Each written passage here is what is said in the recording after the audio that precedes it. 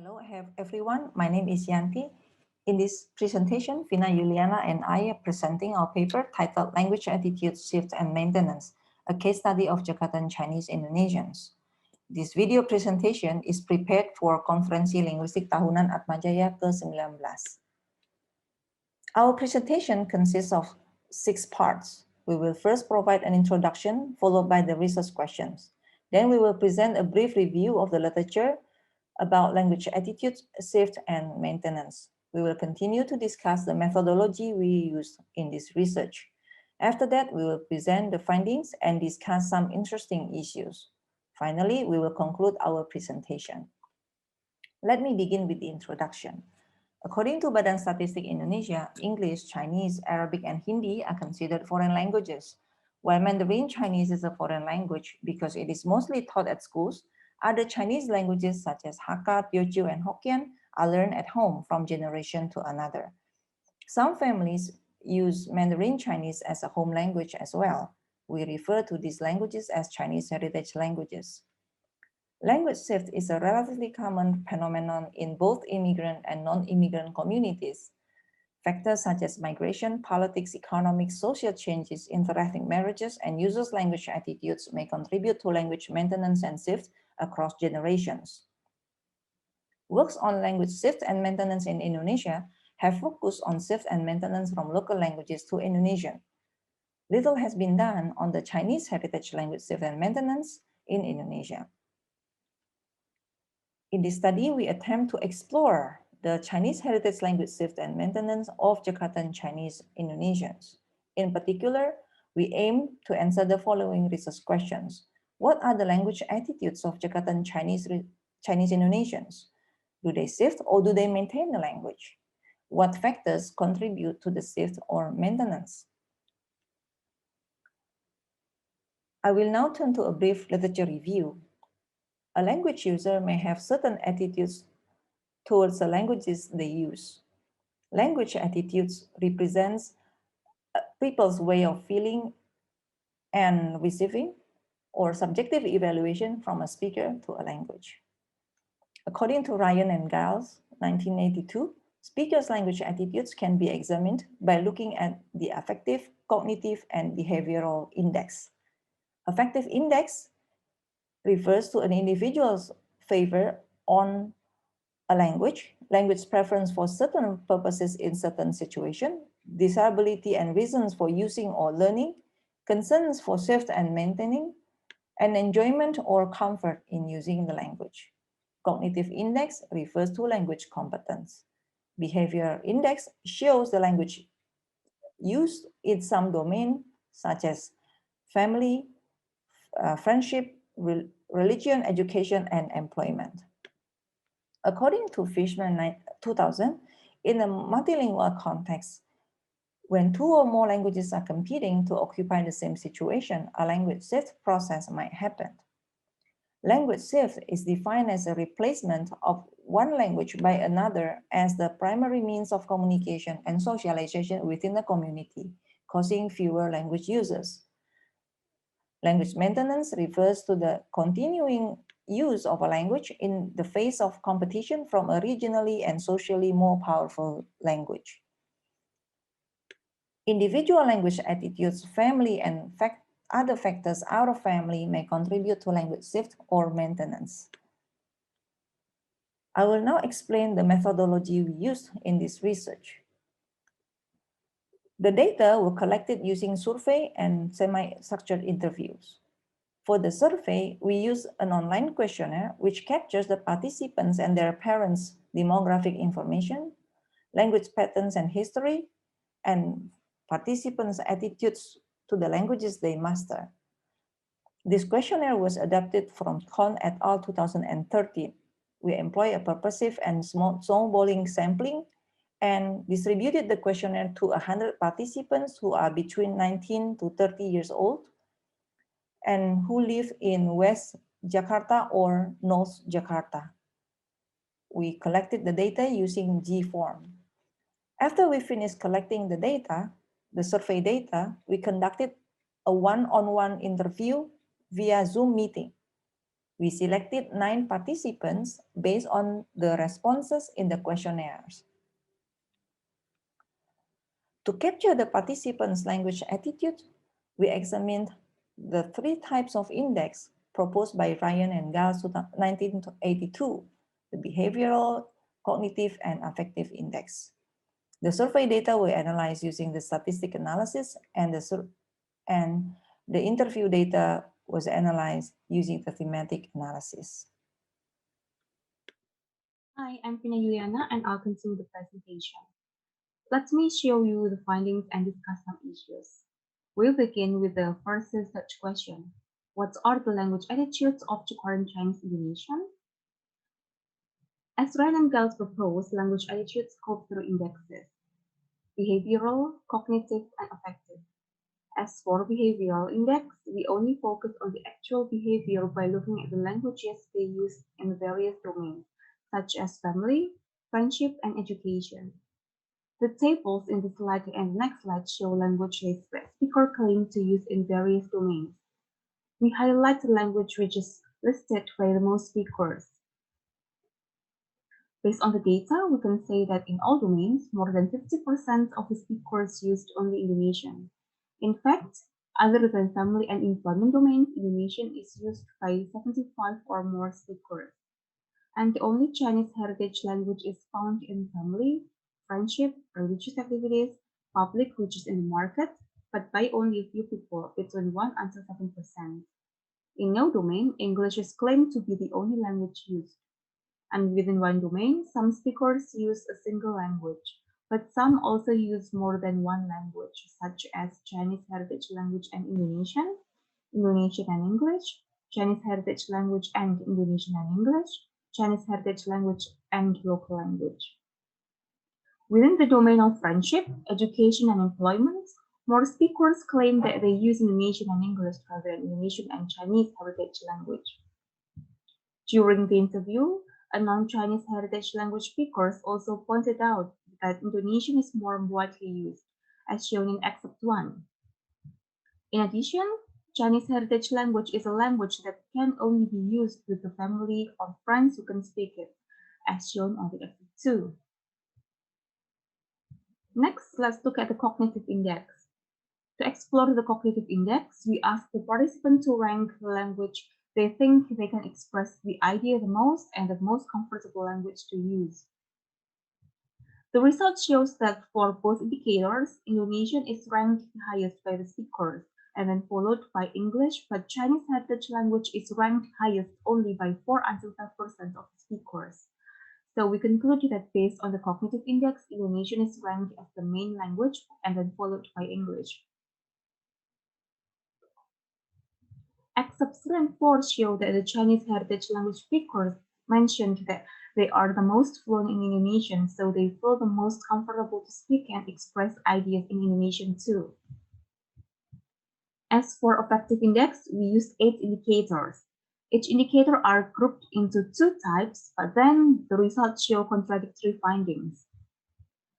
The first group of indicators consists of first, the most important language to the least, and then second, the language they can represent themselves the most to the least, and third, the language they feel they can be themselves the most to the least when they use language. And Indonesian is ranked the highest for all 3 indicators, followed by English and Chinese heritage language, and we can say that this pattern is similar to the cognitive index. As shown in Excerpt 5, a Chinese heritage language speaker explained that Indonesian is the most dominant language because it is used in his family. It is used in his daily life other than his family. And meanwhile, a non-Chinese heritage language speaker mentioned that Indonesian is the most self-representing because Indonesian is the most frequently language used. In the second group of indicators, we asked the participants to agree to disagree those 5 statements. The first one is speaking heritage language tighten family bonding. Speaking heritage language is outdated. Speaking heritage language is plebeian. Mastering heritage language strengthens ethnic identity. And Indonesian will replace heritage language one day. However, although Chinese heritage language is considered less important than Indonesian and English, 61% of participants agree that speaking Chinese heritage language can tighten family bonding. Excerpt 7 shows a Chinese heritage language speaker said he won't feel that close to his family if he speaks in Indonesian. Similarly, as shown in Excerpt 8, a non-Chinese heritage language speaker testified that she and her extended family from her dad is not that close because they speak Mandarin and she doesn't. And although Chinese heritage language is minorly used by Jakartan Chinese Indonesian, more than 80% disagree that Chinese heritage language is outdated and plebeian. Even the non-Chinese heritage language admire their peers who can speak Chinese heritage language in Jakarta up to these days. And 70% of participants believe that mastering Chinese heritage language strengthens the ethnic identity. A non-Chinese heritage language speaker mentioned that she felt less Chinese because she doesn't speak Chinese heritage language. Furthermore, although less than 50% of participants believe that Indonesian will replace heritage language one day, according to the questionnaire data, they are aware of the possibility of language loss if people don't preserve it, and the one who could speak Chinese heritage language want to pass it to their children. Our second research question is whether they shift or they maintain the language. We have shown earlier that many Jakartan Chinese Indonesian have shifted to Indonesian, especially in domains other than family and friendship. Since Chinese heritage language is predominantly used in the family domain, we first explore the language speakers used with the parents and to examine the language shift and maintenance in the family domain. And here we categorize the speakers into three groups based on the language they use with the parents. The first group is maintaining group. This group consists of speakers who use Chinese heritage language actively and consistently with parents and extended family. You see on the table that 100% of the participants speak Chinese heritage language to the mother and the father.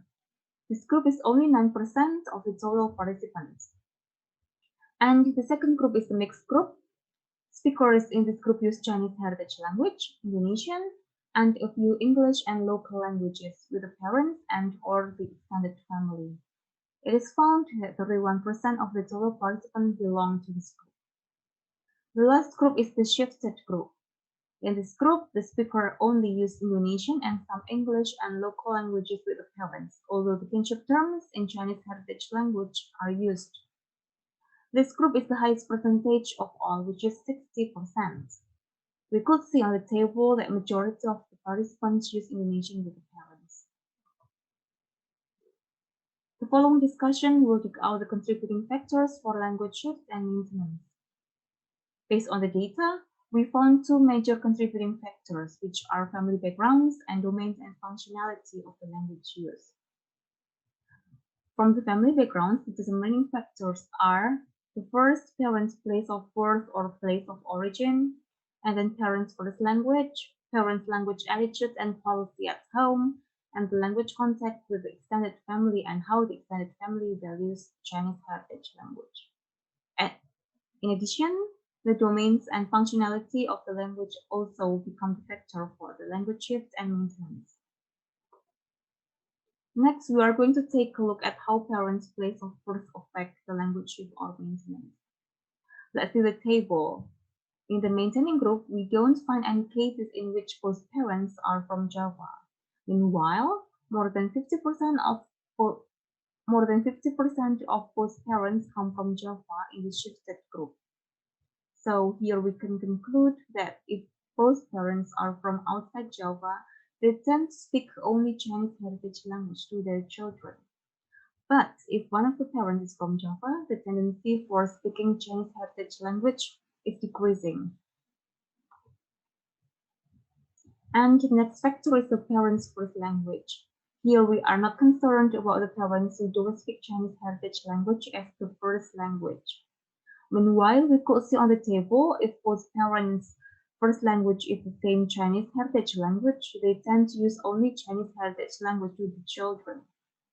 But if one parent's first language is not the same, although one of them speaks Chinese heritage language, they are likely to use Indonesian or both Indonesian and Chinese heritage language at home.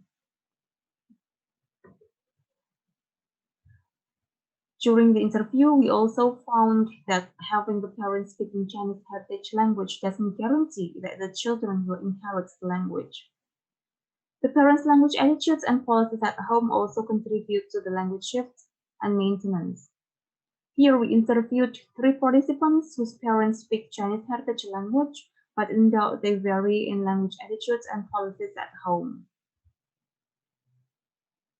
The maintaining group participant mentioned that his mother is very strict at asking the family member to always use Chinese heritage language at home. On the other hand, the mixed group participant said that the parents are quite moderate. They never ask the children to speak a particular language. If the children speak in Indonesian, they are totally fine. Meanwhile, the mother of the shifted participant does not inherit the language to the children because she might think Chinese heritage language has no use in her society, which even the Chinese use the local language. The last thing is the language contact with extended family and how the extended family value Chinese heritage language. The table shows that the majority of maintaining groups speak Chinese heritage language to the extended family, and the percentage is decreasing for the mixed group, and of course in the shifted group they don't use Chinese heritage language at all. And during the interview, a maintaining group participant mentioned that the extended family sometimes script the one who don't speak Hokkien language. On the contrary, the shifted group participant said that she has no demand to speak Cat language because her grandparents passed away when she was very young, and then the aunties do not really speak Cat language either to the young generations too. Other than family background factors, domain and functionality of the language appear to be a factor for language shift and maintenance. It is found that other than family domains and friendship do not support the use of using Chinese heritage language, and since Indonesian followed by English is used in wider domain, they are regarded as more functional languages. And the interviews show that the maintaining group participant agreed that he used Chinese heritage language exclusively at home, whereas Indonesian is widely used in his daily life and English serves for employment purpose. We continue to brief discussion of our findings. First, our findings shows that Jakartan Chinese Indonesian have mostly shifted to Indonesian. And actually this finding is not surprising because in a multilingual context, such as in Jakarta, the speakers of smaller languages shift to the main language, which in this case is Indonesian. And very few speakers claim that they use only Chinese heritage language in family, friendship, religion, public places, which is a market domain, and never in other domains. And Masrudin also proposed that the use of heritage language is limited to family and intra-ethnic community, and Indonesian connects people to the community other than the ethnic group. Interestingly, English has gained its reputation among speakers. First, in cases where speakers claim to use two languages, they use Indonesian and English more than Indonesian and Chinese heritage language, thus in the domains of friendship, education, and employment. And in addition, cognitive and affective index, we found that English is ranked second after Indonesian, which is not surprising finding because English serves as a means for international communication, scientific knowledge, and technology. And domains and functionality of the language and also the family background appear to be the factor for the language shift. And we found that at least having one parent who is born outside Java, the family tends to use Chinese heritage language in various degree. This is a quite common phenomena as the previous findings of Chinese Indonesian language pattern by Sartini 2007 and Asution et al. 2019 report the same thing. Interlingual marriages contribute to the language shift in the family. And it's also not a surprising finding as well because language shift causes by marriages also happen in another mixed marriage family across ethnicity. And the last, parent different language attitudes and policy may determine the degree of Chinese heritage language shift and maintenance. And it also happens in other immigrant families such as Indian families in Indonesia and the Korean families in the USA. And here we come to the conclusion. The first one is the majority of Jakartan Chinese Indonesian have shifted to Indonesian, and only 9% of them will still fully maintain the use of Chinese heritage language in the family. And instead of Chinese heritage language, English is more frequently used and mixed with Indonesian. And the contributing factors of the language shifts found in the study are the consideration for the language domains and functionality, and also the family backgrounds. Thank you.